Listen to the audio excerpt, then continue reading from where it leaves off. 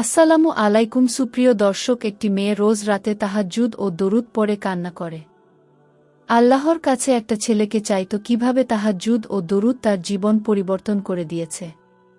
সেই ঘটনাই আজকে আপনাদের সঙ্গে শেয়ার করব। খুবই সুন্দর একটা গল্প। ভিডিওটি সম্পূর্ণ দেখবেন। ভিডিওটি দেখার পরে আপনার ঈমান তাজা হয়ে যাবে। আপনি আরও বিশ্বাসের সাথে ইয়াকিনের সাথে দোয়া করতে শুরু করবেন। আমার মনে হয় গল্পটি শোনার পরে আপনিও তাহাজ্জুদ পড়তে লাগবেন ইনশাআল্লাহ। আপনি যদি প্রথমবার আমার ভিডিও দেখে থাকেন তাহলে অবশ্যই চ্যানেলটি সাবস্ক্রাইব করবেন। সেই বোনটি বলেছেন, আমি একটা মধ্যবিত্ত পরিবারের মেয়ে। আমরা 3 ভাই ও বোন এবং আমি সবার ছোট। আমি অনেক আগে একটা ছেলেকে ভালোবেসে ফেলেছিলাম, কিন্তু আমাদের পরিবার এই সম্পর্ক মেনে নেয়নি, আর কিছুদিন পরে সেই ছেলেটাও নিজের পথ পাল্টে নেয়। শুধু এটা বলে সম্পর্ক শেষ করে দেয় যে তোমাদের পরিবার মানবে না।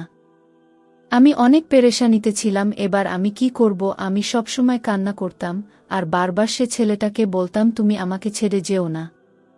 আমি আমার পরিবারকে যেভাবেই হোক রাজি করাবো। কিন্তু হয়তো তারও মন পাল্টে গিয়েছিল। সে আমার সাথে একদম কথা বলতো না এবং আমাকে বলেছিল যদি আমি তাকে আর একবারও কল বা মেসেজ করি তাহলে সে আমাকে ব্লক করে দেবে। আমি এমনিতেই আমার পরিবারের জন্য পেরেশানিতে ছিলাম, তার উপরে ওই ছেলেটা এমন ব্যবহার করতে লেগেছিল। আমি অনেক অসুস্থ হতে শুরু করি। দিন দিন আমি অনেক শুকিয়ে যাই এবং আমার গায়ের রং ও কালো হয়ে যায়। যখন কেউ আমাকে দেখত বলতো যে তুমি নিজের কি হাল বানিয়েছ, দেখো নিজেকে, নিজের উপর একটু রহম করো, নিজের খেয়াল রাখো। আমি সবসময় গান শুনতাম আর কান্না করতাম, খাওয়া দাওয়া খুব কম করতাম। বাড়ির লোকেরা বলতো ওর ওইখানে বিয়ে দিয়ে দিলে ও খুশি না হয় আমাদের মুখ কালো করে দেবে। এই সময় শুধু আল্লাহই আমার সাথে ছিল, বাকি সবাই আমার সাথ ছেড়ে দিয়েছিল। কিন্তু আল্লাহ কখনো তার বান্দার সাথ ছাড়েননি। আমি আমার এক বন্ধুকে ফোন করি এবং তাকে আমার সাথে দেখা করতে বলি। অতঃপর কিছুদিন পরে আমার বন্ধু আমার সাথে দেখা করতে আসে। যখন সে আমার অবস্থা দেখল সে বলল যে তুমি তোমার কি হাল বানিয়েছ। আমি তাকে বললাম, না, আমি রাতে শান্তিতে থাকি আর না দিনে, সবসময় আমাকে স্থির লাগে। আমার বন্ধু বলে, কি হয়েছে তোমার? আমার মনে হচ্ছে তোমার শরীর খারাপ। আমি আমার বন্ধুকে বললাম আমি অসুস্থ নয় আর না আমার কোনো রোগ হয়েছে। ব্যাস, আমাকে একটা কষ্ট ভেতরে ভেতরে শেষ করে দিচ্ছে। আমি তাকে সব কথা খুলে বলি তো সে আমাকে বলে, তুমি কি তাহাজ্জুদ পড়ো? আমি বললাম না, আমি নামাজ তো পড়ি কিন্তু আমি তাহাজ্জুদ পড়ি না। সে আমাকে সব বলল, তাহাজ্জুদ কখন পড়ে, কিভাবে পড়ে। অতঃপর সে কিছুক্ষণ বসে তারপরে চলে যায়। সেই রাতেই আমি অজু করে জায়নামাজে বসে পড়ি, কিছুক্ষণ দরুদ শরীফ পড়ি, মনে শান্তি অনুভব করছিলাম। অতঃপর আমি কিছুক্ষণের জন্য ঘুমিয়ে যাই। অর্ধেক রাতে যখন আমার চোখ খোলে তখন আমি তাহাজ্জুদ আদায় করি, কেঁদে কেঁদে আল্লাহর কাছে দোয়া করি, হে আমার রব, আপনি তো সব জানেন, আপনার জাত তো অসম্ভবকে সম্ভব করতে পারে। আমার উপরে রহম করেন, আমার জন্য সবকিছু সহজ করে দিন। হে আমার প্রিয় রব, আমি অনেক কষ্টে ও হতাশায় আছি, আমার কষ্ট কেউ দূর করতে পারবে না। ইয়া আল্লাহ, আমাকে গায়েবী সাহায্য করুন, আমার ভাঙ্গা ভাগ্য জুড়ে দিন।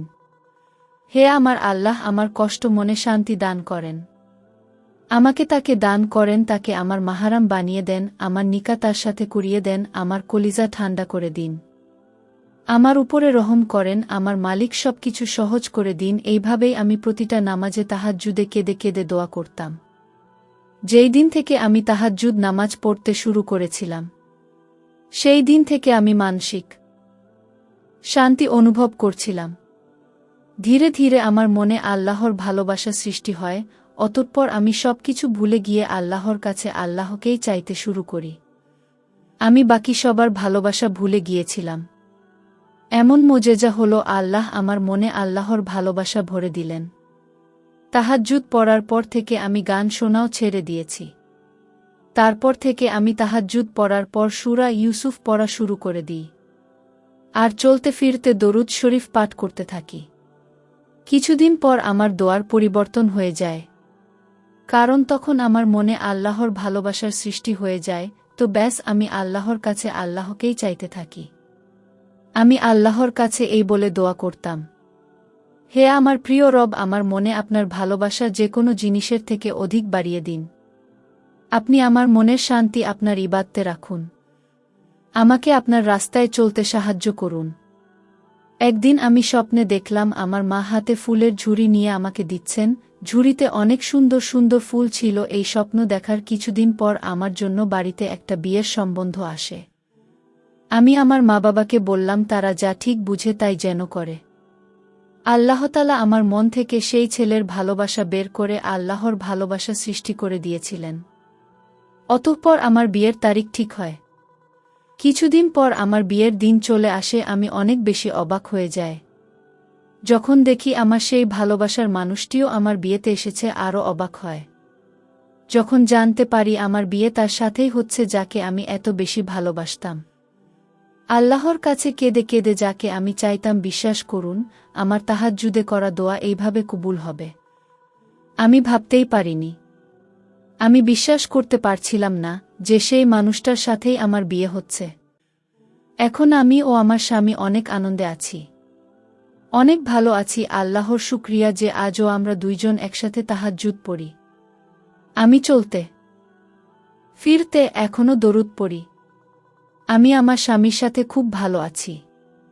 আমার সবার কাছে অনুরোধ, আপনারাও তাহাজ্জুদ পড়েন।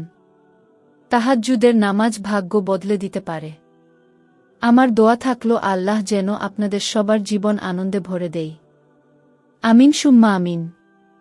এটাই ছিল ওই বোনের দোয়া কবুলের গল্প। আজকের ভিডিওটি এই পর্যন্তই, দেখা হবে পরবর্তী ভিডিওতে।